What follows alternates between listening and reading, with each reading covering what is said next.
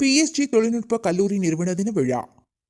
கோவை பீளமேட்டில் உள்ள PSG தொழில்நுட்ப கல்லூரியில் நிறுவன தினம் 2024 கல்லூரி வளாகத்தில் நடைபெற்றது. ஒவ்வொரு ஆண்டும் கல்லூரியின் புகழ்பெற்ற முன்னாள் மாணவர்களை கௌரவிக்கும் வகையில் நிறுவன தினம் கொண்டாடப்பட்டு வருகிறது. நிகழ்ச்சிக்கு PSG கல்வி குழுமங்களின் அறங்காவலர் எல் கோபாலகிருஷ்ணன் தலைமை தாங்கினார்.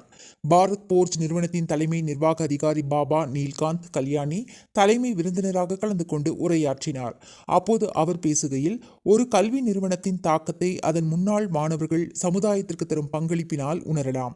அதே சமயத்தில் இக்கல்லூரியும் அதன் முன்னாள் மாணவர்களுடனான உறவை தொடர்ந்து அவர்களை பாராட்டி அவர்களின் சாதனைகளை முன்னெடுத்து செல்ல அவர்களுக்கு ஆதரவாக செயல்படுகிறது என்றார்.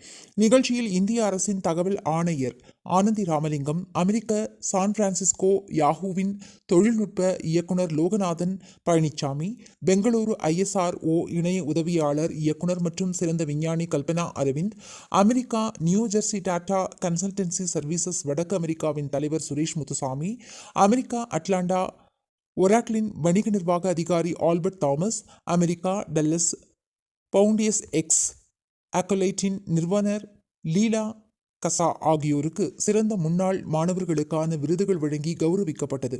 நிகழ்ச்சியில் PSG அண்ட் சன்ஸ் அறக்கட்டளையின் தலைவர் GR கார்த்திகேயன், PSG தொழில்நுட்ப கல்லூரி முதல்வர் K பிரகாசன், PSG நிறுவனங்களின் முதல்வர்கள், அதிகாரிகள், துறை தலைவர்கள், பேராசிரியர்கள், முன்னாள் மாணவர்கள், கல்லூரி மாணவ மாணவிகள் உள்ளிட்ட பலர் கலந்து கொண்டனர்.